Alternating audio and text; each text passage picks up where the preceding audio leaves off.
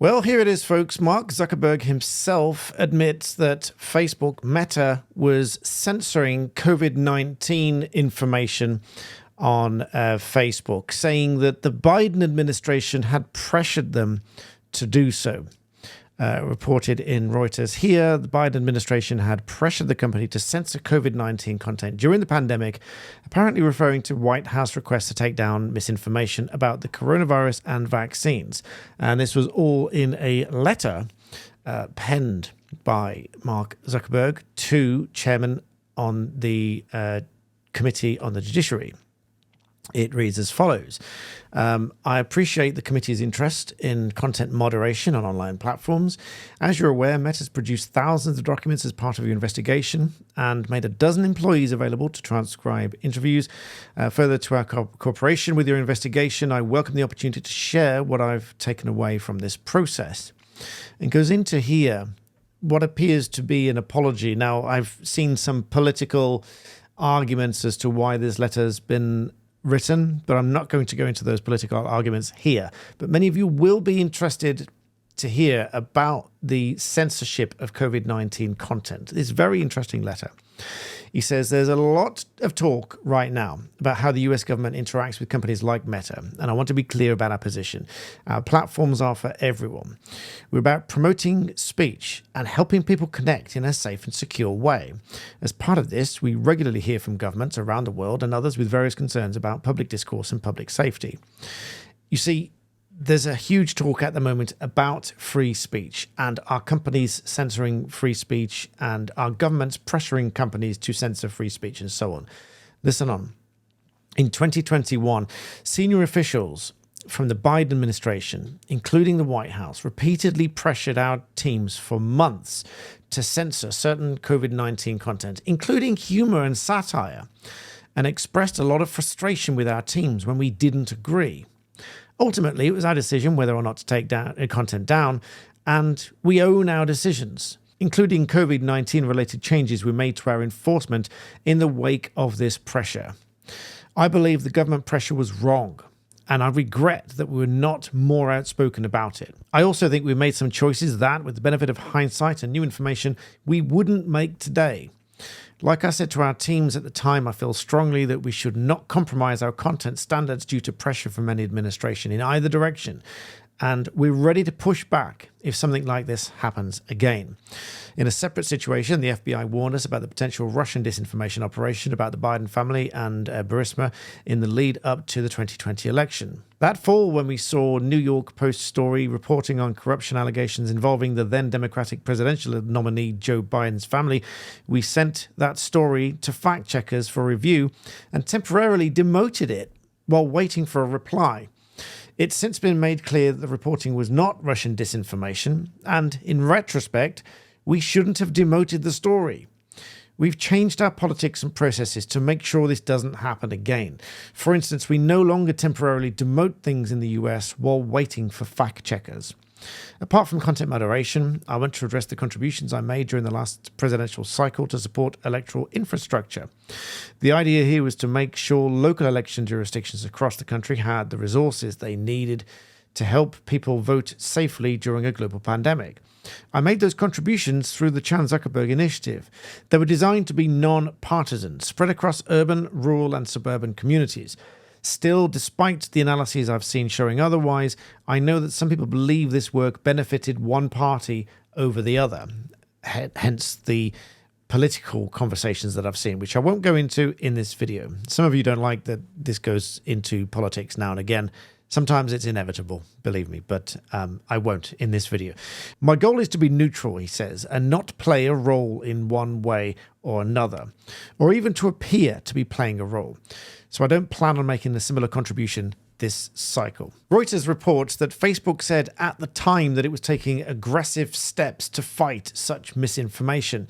The Biden administration ultimately eased up on its criticism even as vaccine lies continue to spread on social media. They report the White House said in a statement the administration encouraged responsible actions to protect public health and safety when confronted with a deadly pandemic. So there it is. Many people said that it was just conspiracy theory nonsense to suggest that certain platforms such as Facebook were demoting or even censoring COVID-19 posts and information.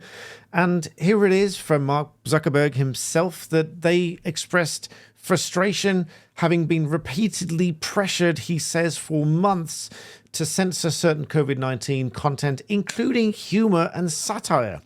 So much for free speech, and expressed a lot of frustration with our teams when we didn't agree. So not only does he say they were pressuring their teams for months to censor this content, but they were extremely frustrated when they didn't agree to do so. Now, fair enough, he says they own those decisions, and it was their decision whether or not to take that content down, and they did so under the pressure. But he says he believes the government was wrong, and he regrets not being more outspoken about it. So this, to me, is a lesson that even the biggest companies, the largest platforms, can be under extreme pressure from government to censor certain content and information. And these are the bits that we know about. These are the bits that we are told about. Imagine, I mean, who was it recently said, if this, I think some of you will know who I'm talking about, but I won't say so.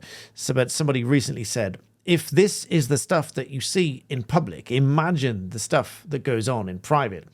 So in this context, if these are the censored elements that we know about, imagine how many there are that we don't. Imagine how much information, imagine how much news, imagine how many stories and things that are just never reach the public domain. They are censored even before they get to you. And you know, the main problem that I have with all of this is with the very nature of information being censored.